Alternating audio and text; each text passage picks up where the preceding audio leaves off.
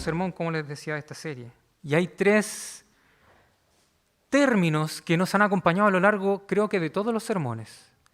El temor del Señor, el discernimiento, y se me olvidó el otro. Y el conocimiento. Ahí está, los tengo los 3 acá, de puro burro. Y hemos dicho que el temor del Señor no es esta idea que se nos viene a la cabeza de buenas a primera como tenerle miedo a Dios. No ese es el sentido. Tampoco es, como algunos argumentan, un respeto especial por el Señor. No, el solo tener temor del Señor no atiende realmente a lo que se traduce por temor del Señor en el hebreo. Y el solamente un respeto de nobleza, llamémosle así, tampoco alcanza a abarcar todo lo que es el temor del Señor. Hemos dicho que el temor del Señor es este gran asombro que uno siente por este Dios que está más allá de nuestras expectativas. Y lo hemos ejemplificado, porque como es difícil traducirlo, lo hemos ejemplificado de maneras que podamos llegar a comprenderlo. Uno de los ejemplos que hemos dado es cuando uno se para al borde de un abismo. Y esto es algo realmente cautivante, un paisaje maravilloso que nos gustaría tener, ojalá visión de águila y poder ver hasta lo más profundo, con alta definición. Pero a la vez somos conscientes de que si damos un paso más nos caemos y morimos.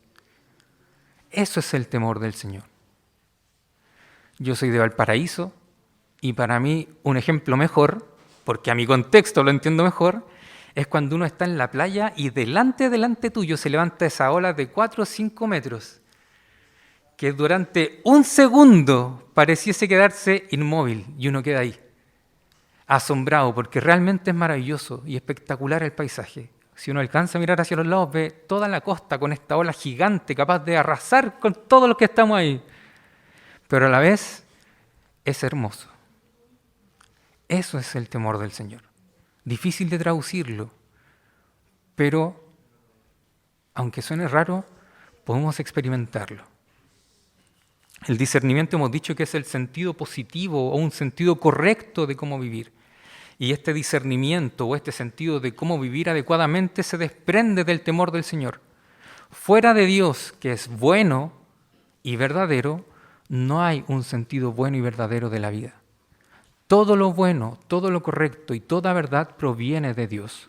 Por tanto, todo sentido positivo de la vida, todo sentido correcto, toda buena interpretación que nosotros hagamos de la vida, viene de la mano del conocimiento de Dios. Y nuevamente, no es solo un conocimiento intelectual, es un conocimiento también experiencial. No es solo guardar conocimiento en mi cabeza, es también que mi corazón aprenda a amar a este Dios, a experimentarlo, a disfrutarlo, a asombrarse. Muchas gracias, Benja. Te pasaste.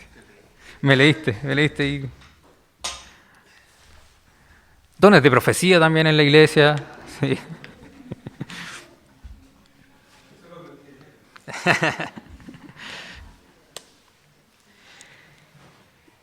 Y hemos hablado del temor del Señor, del discernimiento como el sentido positivo y también del conocimiento, que es lo que mencionaba ahora. No es solo un conocimiento intelectual, es un conocimiento integral, holístico. Está como de moda la palabra holística hoy, ¿no? Como que involucra a todo el ser humano. Ese es un conocimiento real de Dios. No solo entenderlo lógicamente, es también sentirlo, experimentarlo, tener la convicción de que obedecerlo es lo mejor. Y el conocimiento es algo que se va adquiriendo, porque a lo mejor en un comienzo sabemos muy poco de Dios, pero a medida que vamos confiando en Él y caminando con Él, a medida que vamos adquiriendo calle, vamos también aprendiendo a conocer mejor a este Dios. Todo eso hemos tratado a lo largo de esta serie y hemos visto un lado positivo de los proverbios y un lado negativo. ¿A qué me refiero con esto? El lado positivo es la sabiduría que muchas veces atiende y habla a los insensatos y les hace un llamado a ellos. Vuélvanse. Esta es la forma correcta. También este sentido positivo se muestra a través de un padre que hace esta transmisión de conocimiento a su hijo, que lo guía, que lo enseña, que lo motiva a ir por el camino correcto, para que su hijo no se pierda en el camino. Pero también hemos visto una parte negativa de los proverbios y una mala influencia, llamémosle, que es a través de la necedad. Y la necedad de diferentes maneras, como la lujuria, lo hemos visto, como la insensatez, como la pereza, todas aquellas actitudes que no van de la mano de un sincero conocimiento del Señor. Eso hemos atendido en esta serie de proverbios.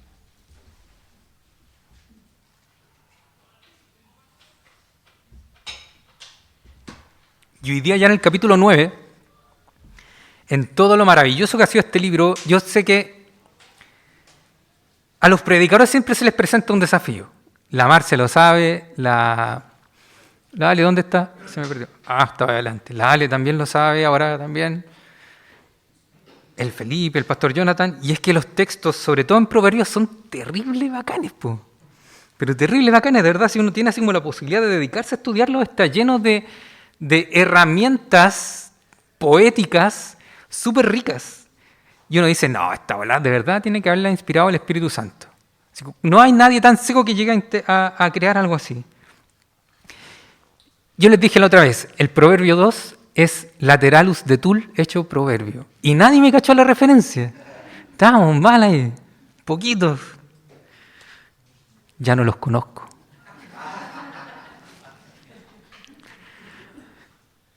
Hoy día estamos en el Proverbio 9, en el último de este prólogo que hemos dicho que tiene el libro de Proverbios. 9 proverbios iniciales, 9 discursos que guían ahora al novato, a esta nueva generación, en el temor del Señor, en el discernimiento y en el conocimiento de Dios. Hoy estamos en el último, antes de entrar a una compilación de proverbios más pequeños que vienen a ser un banquete. Ya me van a entender por qué. Y este Proverbio 9 no podía guatear. Este Proverbio 9, de verdad, que también tiene una estructura morfosintáctica, lexicográfica, no sé cómo se llama eso. Me iba pésimo el lenguaje del colegio. Pero es bacán. Es bacán. Se nos muestra en este Proverbio 9 a dos mujeres, a la sabiduría y a la necedad. Y se nos muestra cómo ellas van a competir ahora por el corazón de los jóvenes. Ellas van a competir por el amor de estas personas a las que ellas intentan cautivar. Es una especie de quiasmo. ¿Se acuerdan lo que era un quiasmo? ¿Sí? Bacán. Por si usted no lo sabe, un quiasmo es una especie de poesía cruzada, como que la idea principal, o sea, la idea 1 se repite al final, la 2 antepenúltima y al centro que es la idea principal. Y así se nos presenta este Proverbio 9, mujer sabia o la sabiduría y mujer necia o la necedad. Y ambas hacen ahora un banquete y ambas salen a invitar a quien pueden encontrar en el camino. En otras palabras, ellas salen a competir por el corazón. No a competir, perdón, no es una palabra correcta, pero ellas salen a buscar el corazón de quienes puedan estar escuchando. Pero estas dos mujeres tienen perspectivas distintas del mundo, perspectivas diferentes. Sus llamados son diferentes y su futuro también es diferente. Y dentro de la grandeza o de lo bacán de este Proverbio 9, es que el autor, para presentarnos a estas mujeres, lo que hace es darnos características de ellas para que nosotros conozcamos su carácter. Lo que él hace en este escrito es presentarnos el carácter de la sabiduría y el carácter de la necedad. Les invito a que vayamos al texto, vamos a intentar revisarlo completo de manera rápida y después ver cómo esto también se aplica a nuestras vidas.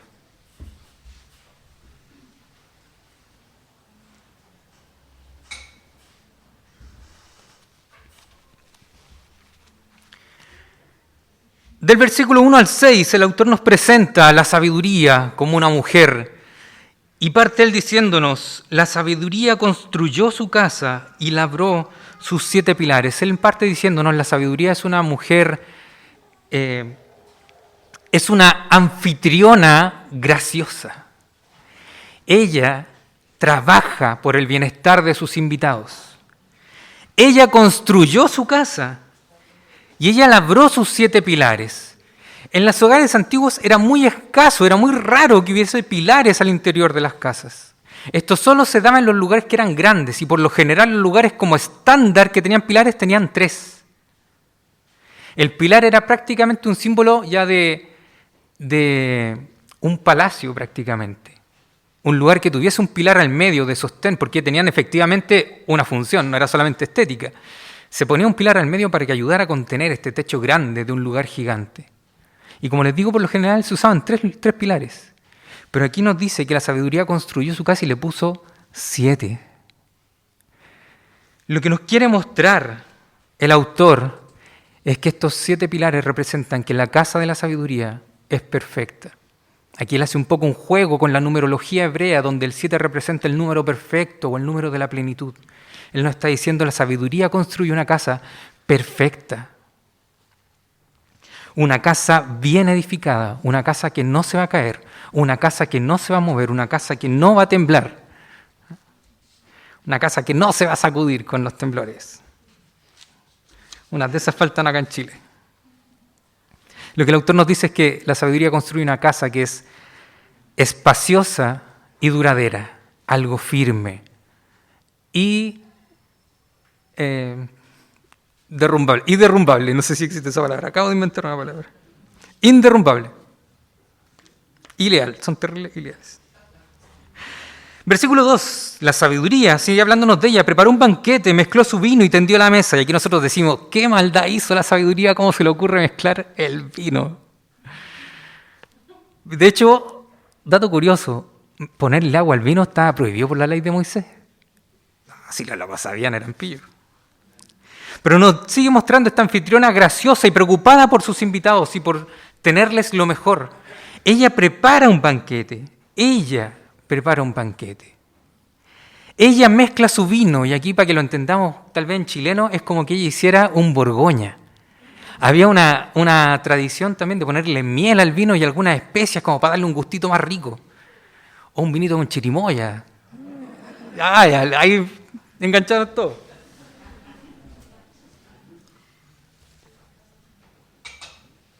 Lo que nos muestra es que ella hace estas cosas que nosotros ya consideramos buenas, las hace mejores. Las hace para nosotros mejores, las mejora. Y ella además va y tiende la mesa. Lo que nos muestra este versículo es que la sabiduría, en su afán por atender de la mejor manera a sus invitados, incluye manjares delicados en su mesa, pone vino fino, pone vino bueno, que nos pone una mesa tendida. Por la imagen que se muestra aquí es una mesa con abundancia de comida y de bebida, una mesa que está rebosando. En otras palabras, lo que la sabiduría nos está ofreciendo es un banquete de príncipes. Si esto lo acompañamos con los 7 pilares, nos damos cuenta cómo es todo perfecto, bacán y bueno. La sabiduría es diligente, una mujer diligente. Versículo 3, envió a sus doncellas y ahora clama desde lo más alto de la ciudad. Ella clama, no significa que se haya puesto a gritar arriba del techo o eso, no, va en relación aquí a que ella envía a sus doncellas. Ella está desde lo alto de su casa, desde este palacio donde antes jamás se habría visto un rey o algún noble gritar desde el techo. Ella desde allí está haciendo este llamado, acérquense, vengan, están invitados. Y por si esto fuera poco, para que nadie se quede sin la oportunidad de escuchar el mensaje, ella manda a sus doncellas por las calles de la ciudad a buscar a todos aquellos que quieran participar de este banquete. La preocupación de ella es que todos tengan la oportunidad de oír su invitación. Vengan conmigo los inexpertos, dice a los faltos de juicio. Vengan, disfruten de mi pan y beban el vino que he mezclado, versículos 4 y 5. La sabiduría no se queda esperando a que ellos vengan. Ella no se queda en su casa aquí sentada, mientras el que pase por fuera y tenga ganas de entrar, que pase. Ella no viene y pone un cartelito afuera, vino, banquete, gratis. No, ella sale intencionalmente al techo, manda a sus criadas, porque quiere que todos tengan la oportunidad de oír y de participar de este banquete. Pero ella, curiosamente, siendo sabia, no sale a buscar a los sabios como tal. No sale a buscar a los nobles, no sale a buscar a los perfectos. Dice que ella sale a buscar a los inexpertos y a los faltos de juicio. Y estas palabras en el hebreo tienen una connotación moral. como de aquellos que no saben realmente cómo hacer el bien, aquellos que no saben cómo guiarse en la vida, aquellos que no saben cómo llevar a cabo de manera correcta las cosas. Eso es lo que se refiere aquí con los inexpertos, con los faltos de juicio, aquellos que no saben distinguir bien lo bueno de lo malo. A ellos ella sale a invitarlos. No importa si eres rey o si eres mendigo, si te consideras un inexperto, eres bienvenido en mi banquete. Eso es lo que la sabiduría está diciendo.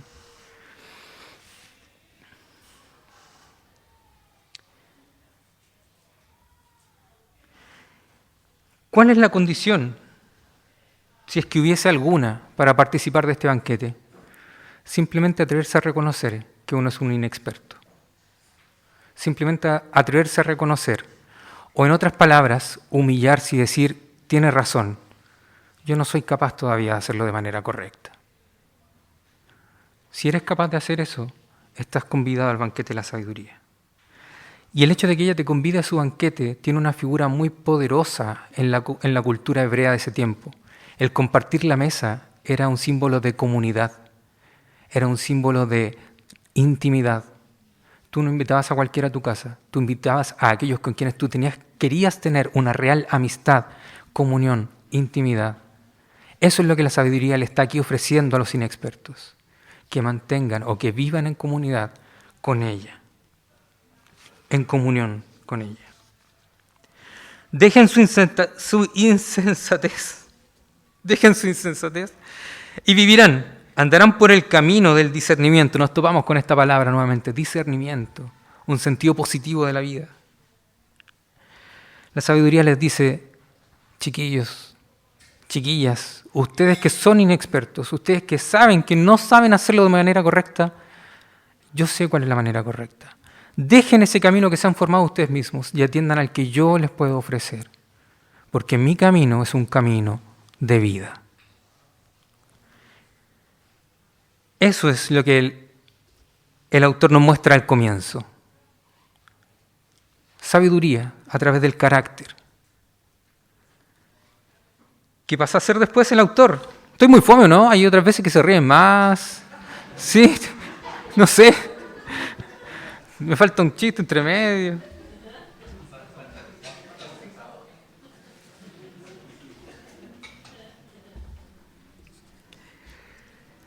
Hay un segundo acto en este proverbio, un segundo acto que muchos eruditos bíblicos de dudosa reputación, resalto eso, de dudosa reputación, dicen que no corresponde a este proverbio porque interrumpe todo. ¿Por qué está este trozo de texto aquí? No debiese estar, alguien lo agregó, alguien se equivocó, alguien compiló mal los proverbios y le dan color. Y no. Solo falta estudiar mejor el texto y tener la convicción de que la Biblia es la palabra de Dios. Del versículo 7 al 12, el autor deja de hablar metafóricamente y ahora pasa a hablar de una manera más literal. Él dice, el que corrige al burlón, en otras traducciones escarnecedor, una palabra antigua, ya no la usamos mucho, pero se gana que lo insulten. El que reprende al malvado, otras traducciones lo traducen como impío, que también es una traducción correcta, se gana su desprecio. La pregunta buena es, ¿qué es un burlón o un escarnecedor? ¿Y qué es un impío o un malvado? Cuando vamos al significado en hebreo, el escarnecedor o el burlón, es aquel que se burla de una manera cruel de otras personas. Es aquel que, si ve un defecto en otro, en vez de atenderlo y ayudarle, hace burla de eso, se mofa, lo humilla, lo menosprecia, lo menoscaba. Eso es un burlón o un escarnecedor. Y un impío o un malvado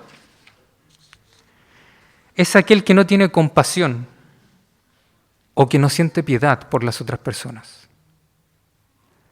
Lo que nos está diciendo aquí el autor es que ten cuidado de aquellos que utilizan los defectos ajenos para sacar provecho. Porque si tú quieres corregirlos a ellos, también se van a querer aprovechar de ti. ¿Pero por qué? Porque ellos no se reconocen como inexpertos. porque ellos sinceramente están en su corazón llenos de orgullo y creen que su forma de llevar las cosas a cabo es la correcta. No hay en ellos humildad, no hay en ellos una intención de cuidar de la comunidad o del que está alrededor de ellos. Son individualistas y solo sacan provecho de las necesidades ajenas. Así que también aquí hay una especie de advertencia para ellos. El sabio está diciendo, si ellos no pueden ser instruidos, tampoco van a poder participar del banquete de la sabiduría. Sigue el sabio ahora hablando de manera literal. No reprendas al insolente, no sea que acabe por odiarte. Reprende al sabio y te amará. Nosotros tenemos esa tendencia a leer esto como algo para nosotros, así como, oye, ten cuidado, no reprendáis al insolente. Así como, vaya a pasar puros malos ratos. No es la intención del texto. El texto nos está hablando de cómo se va a sentir la otra persona. El sabio le está diciendo, no te fijes solamente en ti, fíjate en cómo el otro también se va a sentir si tú llegas a reprenderlo. Porque tal vez la reprensión no sea la manera correcta. Él no está diciendo, no atiendas a su insolencia o no atiendas a sus malos pasos. Él le está diciendo, no lo reprendas. Ya habrá una oportunidad tal vez para conversarlo de otra manera. Porque si tú lo reprendes, él va a terminar sintiendo odio en su corazón por ti.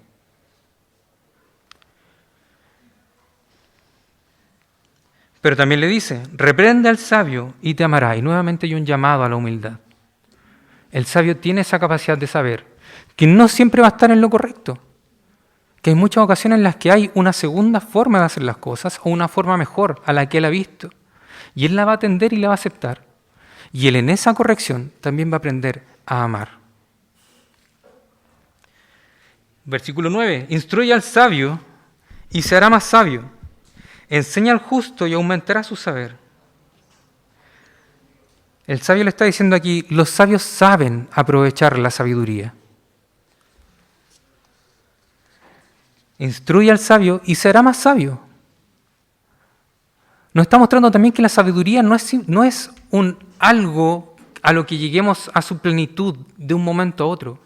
Es algo que se va desarrollando a medida que también como comunidad, porque aquí está hablando de unos a otros, nos vamos corrigiendo o nos vamos ayudando.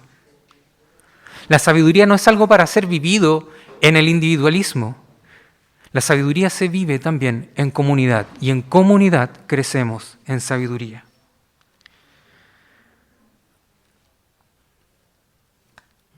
El versículo 10, el comienzo de la sabiduría es el temor del Señor.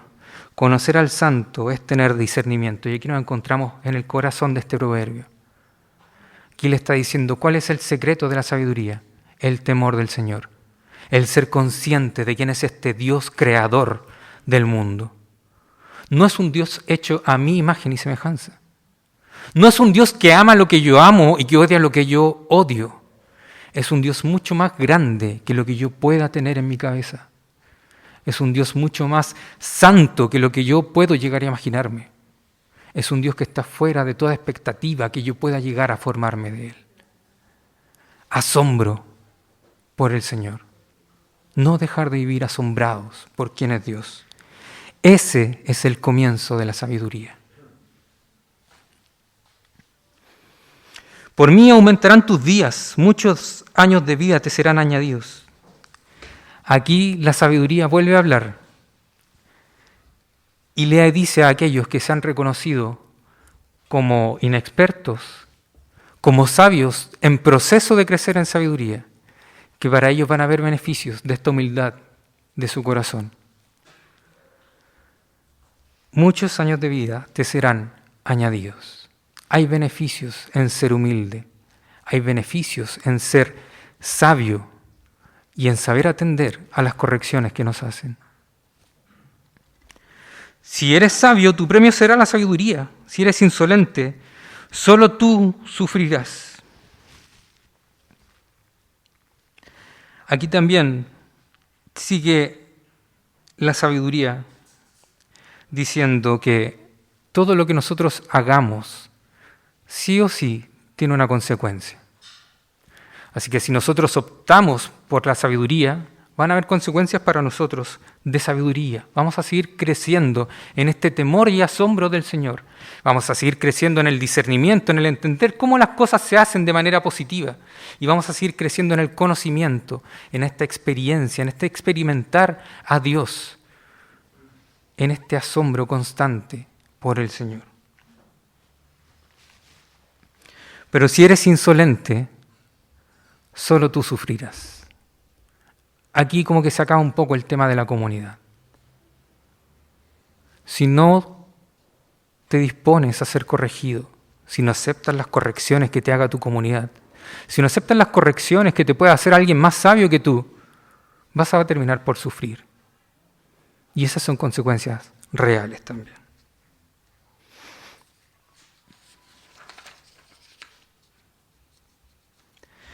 Finalmente lo que le está diciendo aquí la sabiduría a los que están escuchando es, ¿sabéis qué? En última instancia, el que sale ganando o perdiendo, eres tú. Así de sencillo. Un buen chileno es así.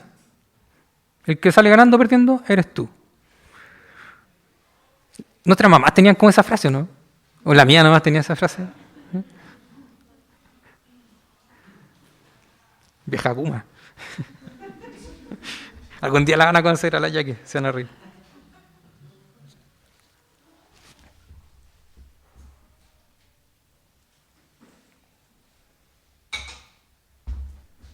Y aquí entramos a una tercera parte del proverbio, donde nuevamente pasa a hablar el escritor de manera metafórica.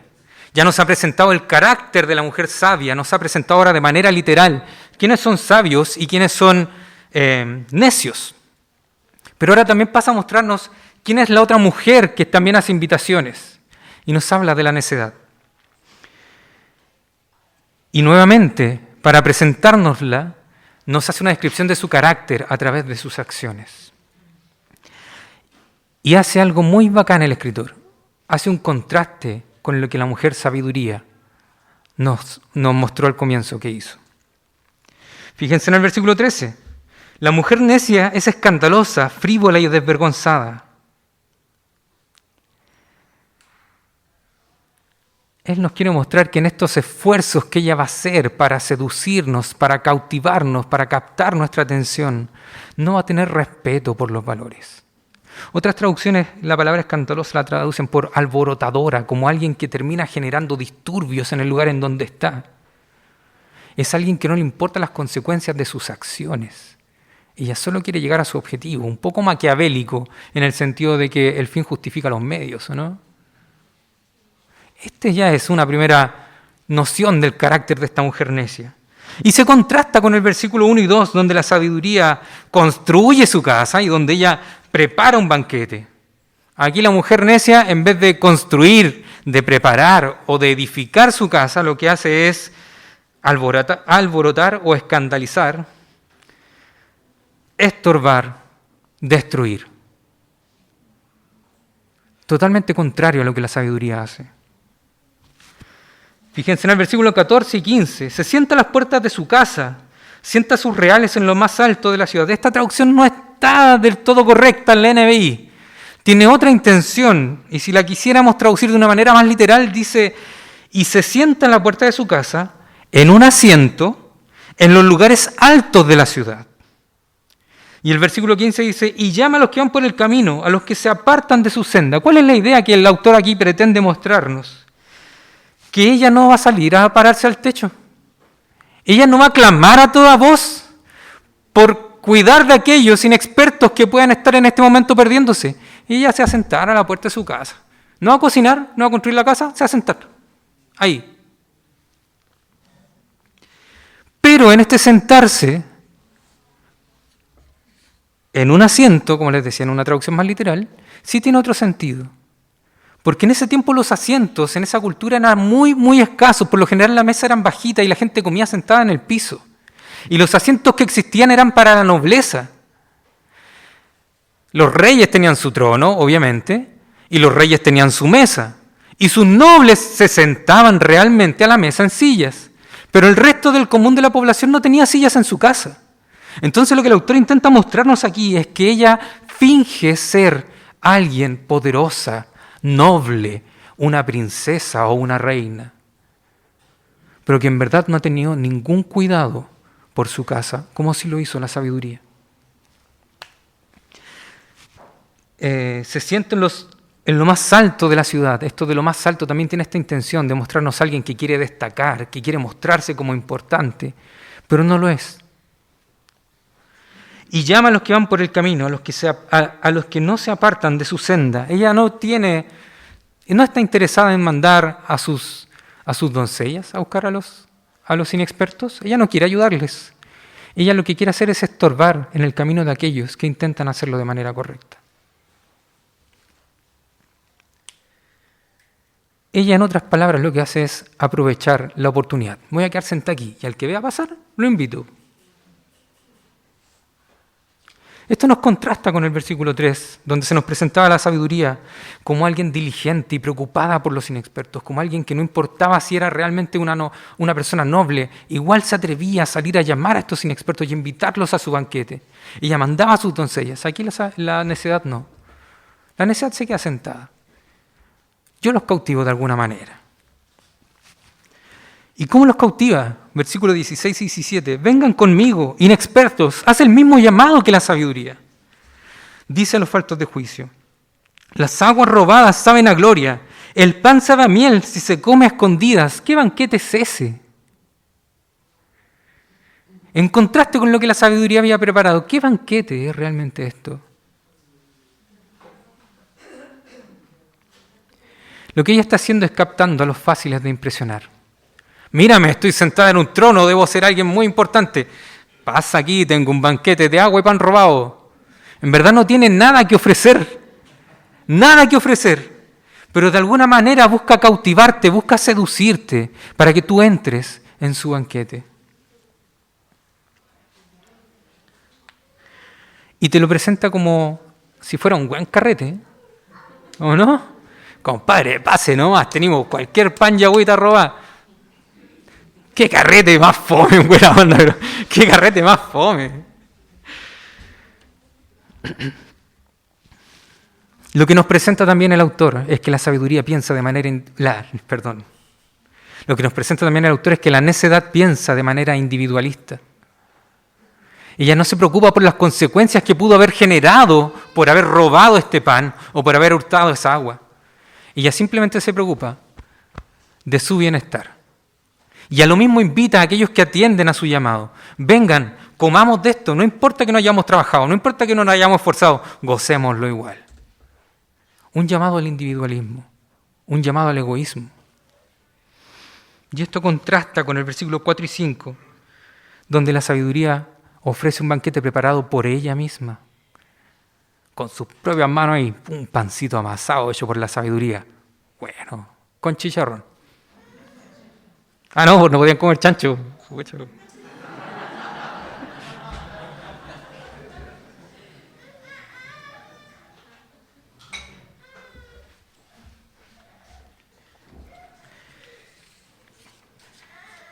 Llegamos al versículo 18. Pero estos ignoran que allí está la muerte, que sus invitados caen al fondo de la fosa. Curiosamente, no es la necedad la que nos está hablando. La necedad te hace la invitación, pero no te dice las consecuencias que va a tener este banquete. Entre comillas, banquete. Es el sabio que nos habla nuevamente, y es el sabio quien nos advierte o nos alerta de las consecuencias de atender al llamado de la necedad. Tras un momento breve de placer, de comer pan y beber agua robados, viene una vida entera de remordimiento y de sufrimiento.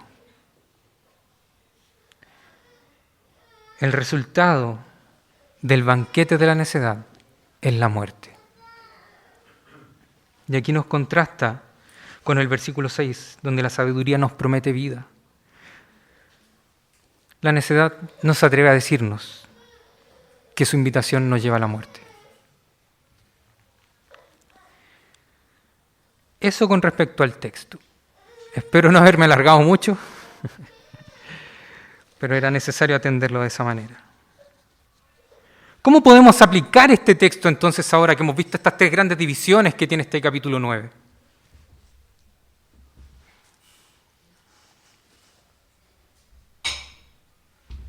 Aquí viene la parte chocante. No es chocante, te vacilando. Hay tres cosas que quiero que veamos.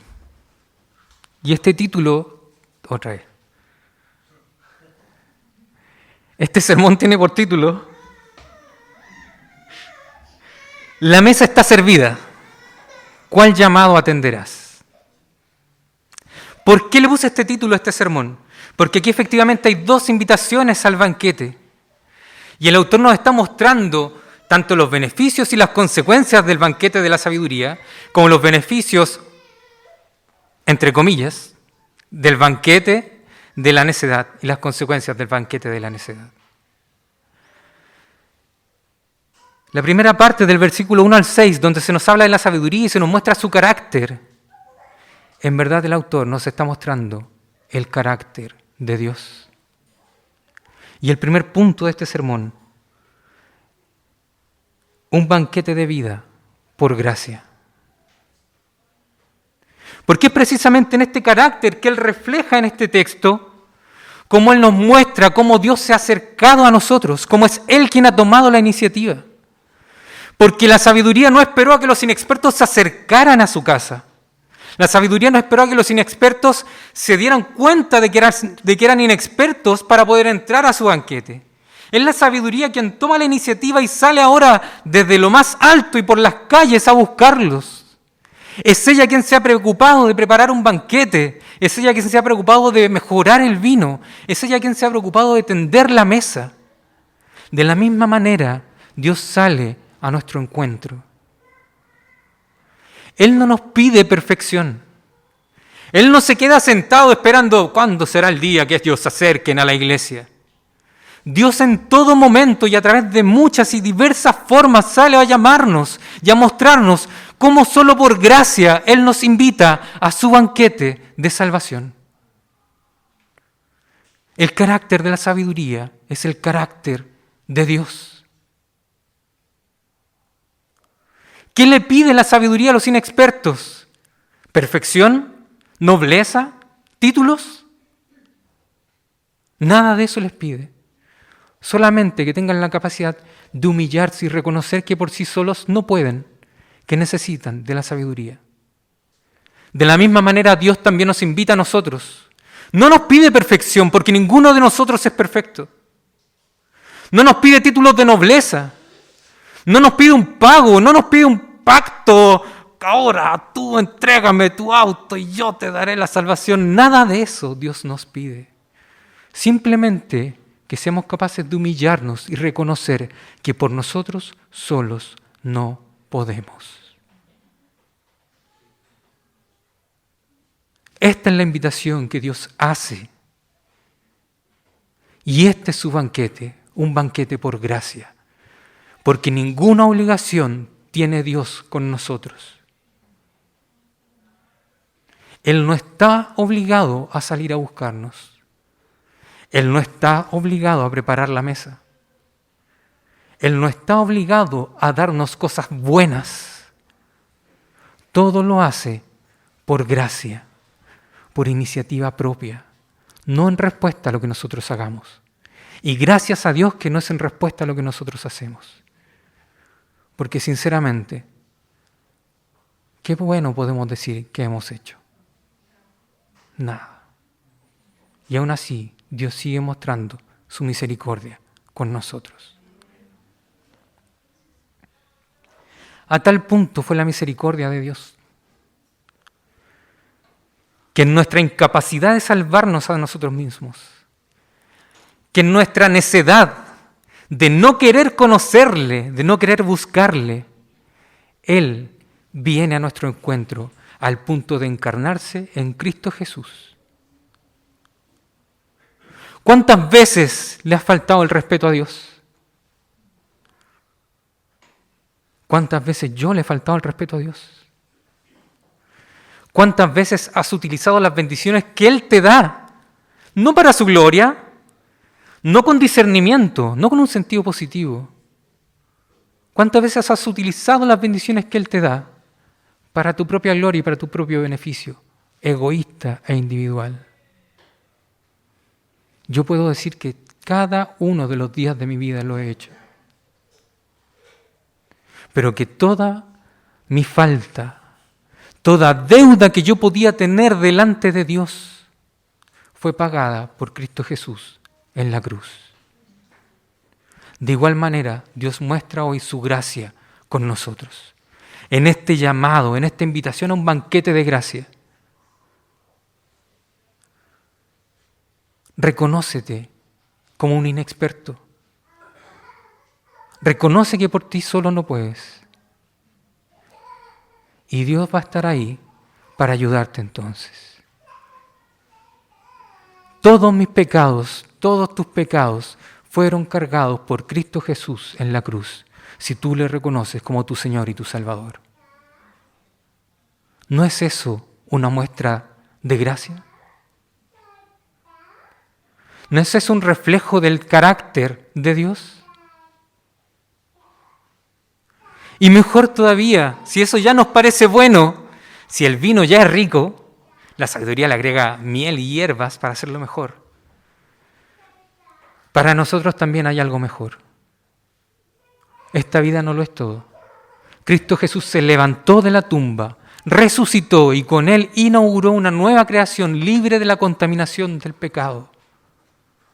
Lo mismo nos espera a los que le hayamos confesado como nuestro Señor y Salvador.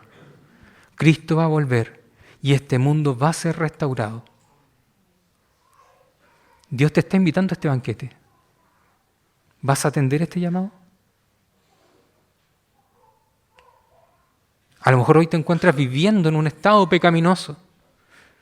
A lo mejor te encuentras alejado de Dios. A lo mejor te da vergüenza acercarte nuevamente.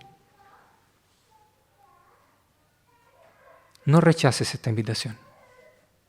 Dios no te está pidiendo perfección, nobleza, ni un pago.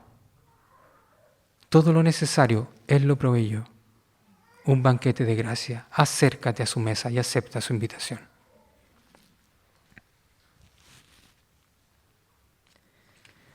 En segundo lugar,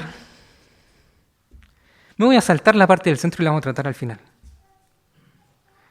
Cuando el autor nos muestra aquí o nos habla del carácter de la mujer necedad, aunque nos duele aceptarlo, Él está hablando de nuestro carácter caído, de nuestro carácter corrompido. Un banquete de muerte por necios. Segundo punto de este sermón.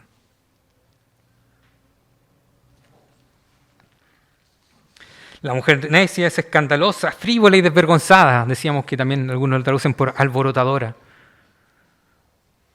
¿No es así nuestro corazón acaso? ¿No deseamos muchas veces el mal a otros? ¿No deseamos muchas veces destruir a otros? ¿No deseamos muchas veces simplemente buscar nuestro propio bienestar, no importando las consecuencias que podamos causar? El carácter de la necedad es el carácter de nuestro corazón corrompido. Es nuestro corazón corrompido que quiere cautivarnos, invitarnos a dejar de lado lo correcto para atendernos a nosotros mismos. Es nuestro corazón corrompido que nos llama a no buscar el discernimiento, a ignorar el conocimiento, a dejar de lado el temor del Señor por buscar nuestra propia gloria, nuestro propio placer, nuestra propia satisfacción, nuestra propia felicidad.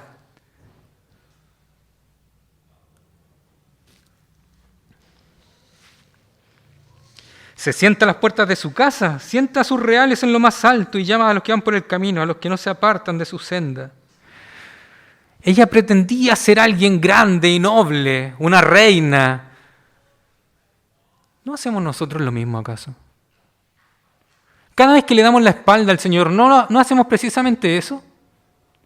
Cada vez que rechazamos este llamado de gracia de Dios y decimos, no me interesa, voy a seguir por mi propio camino, ¿no es acaso querer sentirnos o querer ponernos en el lugar de Dios?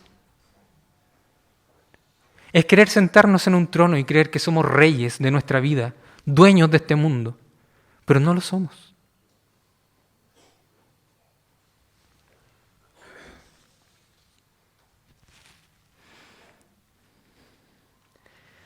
Vengan conmigo inexpertos, dice los faltos de juicio. Las aguas robadas saben a gloria. El pan sabe a miel si se come a escondidas. Nuevamente, aquí vemos el carácter de nuestro corazón egoísta. Cada vez que rechazamos los consejos de nuestra comunidad, cada vez que menospreciamos a los que están a nuestro alrededor, cada vez que no tomamos en cuenta las consecuencias de nuestros actos de manera comunitaria, lo que hacemos es precisamente esto, un acto de egoísmo, de egocentrismo. Es el carácter corrompido de nuestro corazón. Es pensar en nuestro propio bienestar.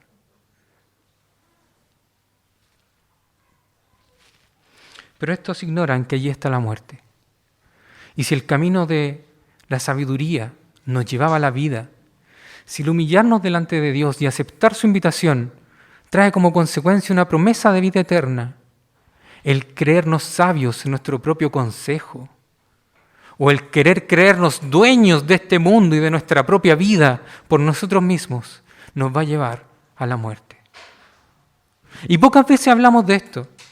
Pocas veces tal vez hacemos mención a esto. Pero así como existe una vida eterna para los salvos, también va a existir una vida eterna para aquellos que no han aceptado al Señor. Y es una vida de muerte.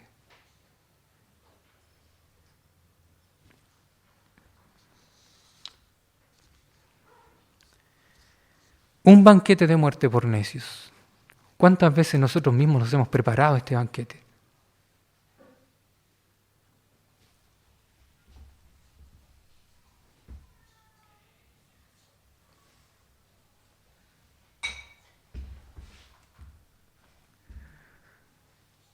Está muy callado, insisto, está muy callado. Me están asustando. Lo tercero que quiero que veamos es esta parte que muchos no sabían cómo interpretar, que muchos no sabían cómo encajar, porque como que destroza este poema, destroza este quiasmo. ¿Qué está pasando? De los versículos 7 al 12. El autor nos ha presentado en el comienzo el carácter de la sabiduría y nos dice que es un banquete por gracia que Dios nos ofrece. Por otro lado nos presenta un banquete de muerte por necios y nos dice que es un banquete que nuestro propio corazón corrompido nos ha preparado. Pero la pregunta buena es entonces, ¿con cuál de los dos me voy a identificar? ¿A cuál de los dos banquetes voy a asistir?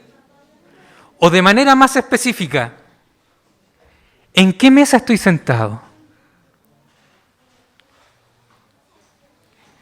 ¿Sabio o necio? ¿De qué banquete me estoy alimentando? Tercer punto de este sermón. Como Lale nos decía hace 3 semanas atrás, si no mal recuerdo, hay algunas partes de la Escritura que nos muestran el negativo para que nosotros podamos ver la manera correcta cuando lo sacamos del molde. ¿Y se acuerdan que ella traía aquí un molde de queque? Esta parte central también nos permite utilizarla de esa manera. Porque nosotros, lamentablemente, cuando lo leemos tendemos a identificarnos con el sabio. El que corrige al burlón se gana que lo insulten. Y nosotros tendemos a pensar que nos están advirtiendo, oye, no vayas a corregir al burlón, como si tú estuvieras bien. Pero aquí probablemente la cosa es al revés. Aquí la cosa es más una evidencia de si eres sabio o necio. Cuando te corrigen, ¿cómo reaccionas? Bueno, ¿no? La pregunta no es si debo ir o no a corregir al burlón. La pregunta es, ¿cómo estoy yo reaccionando cuando me corrigen? Porque probablemente mi reacción me dé ya evidencias de qué banquete me estoy alimentando. ¿Del banquete de la gracia o del banquete de la necedad?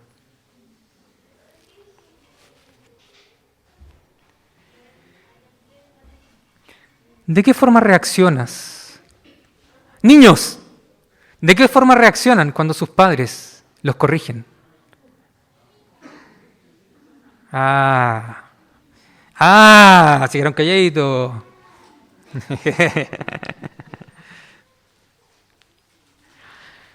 ¿De qué forma reaccionas cuando tu jefe te corrige? No importa que sea un pésimo jefe, pero ¿de qué manera estás reaccionando cuando tu jefe te corrige? Esposas, ¿de qué manera están reaccionando cuando su esposo en su labor de sacerdote del hogar las corrige en algo?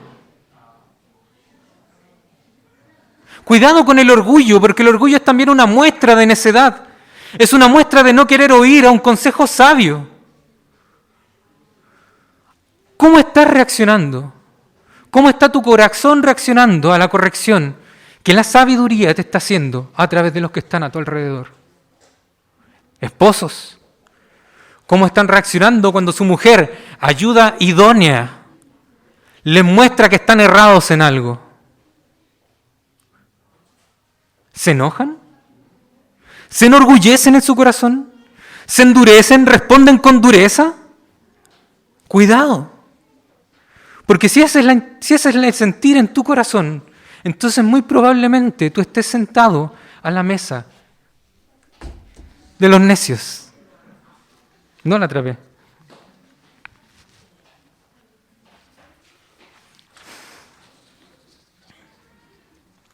Lo que hace el escritor en este pequeño párrafo es hacernos una guía para que también podamos medir nuestra madurez.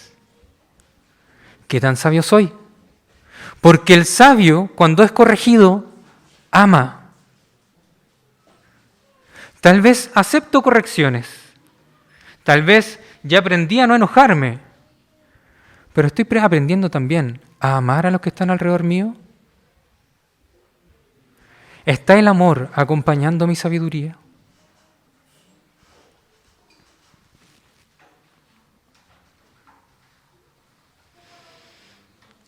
Así que la pregunta buena es, ¿con cuál de estos dos me identifico? ¿Con el sabio o con el impío? ¿Cómo está mi corazón ante el llamado de la sabiduría? ¿Cómo saber si me identifico de manera correcta? ¿Cómo estoy reaccionando a las correcciones que me hacen? ¿Cómo puedo saber si estoy realmente siendo sabio? Mira también las consecuencias de tus decisiones. Si las consecuencias de tus decisiones van para el bienestar de tu comunidad, si las consecuencias de tus decisiones van acompañadas de amor por los que están alrededor tuyo, entonces estás actuando en sabiduría.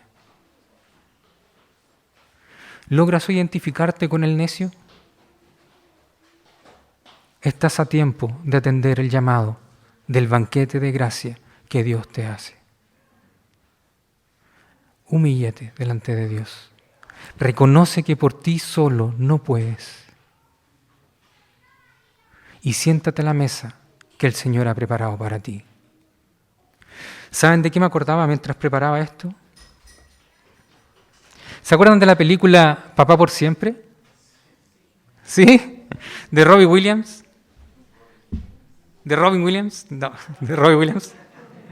¿Se acuerdan que él, en este proceso de separación de su esposa, para no alejarse de sus hijos, decide vestirse de señora, de abuelita, y cuidar de ellos? Entonces él empezó a tener una doble vida, donde cuando iba a cuidar de sus hijos se vestía de señora, y era una señora cool y le daba color y rockeaba y toda la bola. Pero en su casa se vestía de hombre porque se sacaba su disfraz y ya era otra persona un poco más compuesta, entre comillas. Pero hay una escena muy particular donde él se le juntan dos cenas al mismo tiempo. Y está su familia en una mesa y están sus jefes en la otra. Y él tenía que ir a cada rato al baño a cambiarse ropa. Oh, y ahora tengo que ir a donde mis hijos. Ya me he visto de señora. Voy para allá donde los cabros. Oh, tengo que atender a los jefes porque probablemente salga pega. Iba para el baño, no, se cambiaba ropa, iba para allá. Y en un momento el loco ya se confunde. Y llega donde los jefes vestidos de señora y todos lo quedan mirando. ¿Se acuerdan de esa parte? Es un clásico, no me digan que no lo han visto.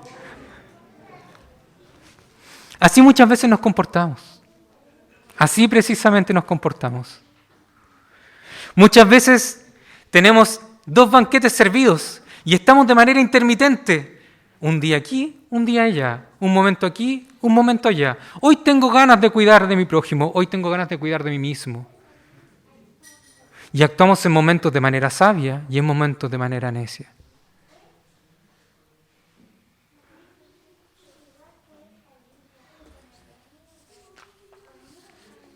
La mesa está servida.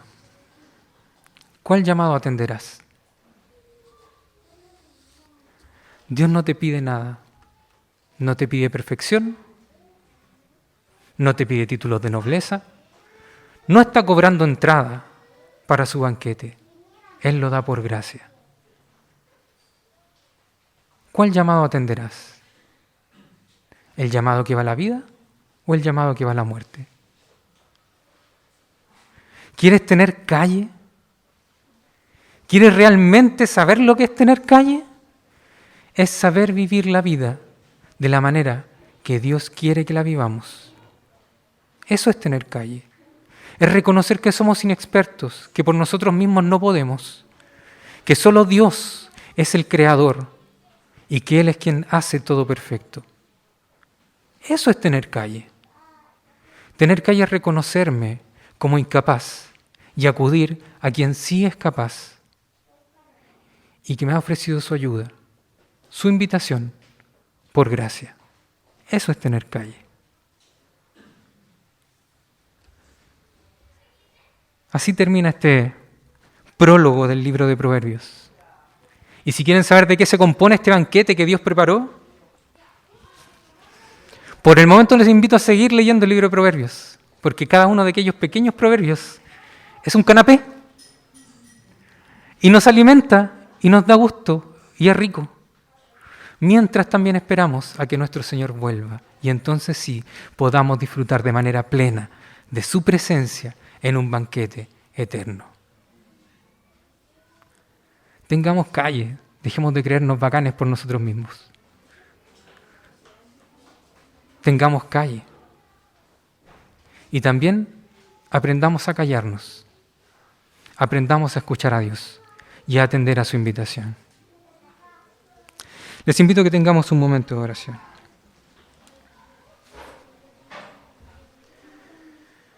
Buen Dios y Padre Celestial, te agradecemos, Señor amado, porque en nuestra incapacidad, Señor, de salvarnos a nosotros mismos, tú, Señor amado, por tu gracia te acercaste a nosotros. Porque, Señor, ante toda ofensa que nosotros hemos cometido contra ti, Señor, ante toda deuda que tenemos, Señor, delante tuyo, tú la pagaste, Señor, en Cristo Jesús. Te agradecemos, Señor, porque como si eso fuera poco, tú aún más, Señor, nos prometes una vida eterna junto a ti. Y ya en esta vida, Señor, nos guías con tu Santo Espíritu. Nos consuelas, nos motivas y nos das discernimiento. Nos ayudas a vivir de la manera correcta, de la manera en la que tú diseñaste, Señor, este mundo. Te pido, Padre Celestial, que nos des la humildad necesaria para reconocernos como inexpertos delante tuyo. Y también la valentía, Señor amado, para atender a tu llamado. Permítenos, Señor amado, sentarnos a tu mesa. Cuida, Señor, de nosotros, cuida de nuestros corazones y ayúdanos, mi Dios amado, a crecer en discernimiento y en conocimiento, Señor amado. Ayúdanos, Señor, a crecer en temor tuyo, a no perder nuestro asombro, sino que a cada día seguir asombrándonos en ti. Ten misericordia de nosotros, Señor, porque muchas veces somos necios, pero sabemos, Señor, que aún allí tú sigues buscándonos, Padre. Ten misericordia de nosotros y cuida, Señor amado, nuestros corazones. Te agradecemos todo, Padre, en el nombre de Cristo Jesús, nuestro Señor y Salvador. Amén. Que el Señor les bendiga.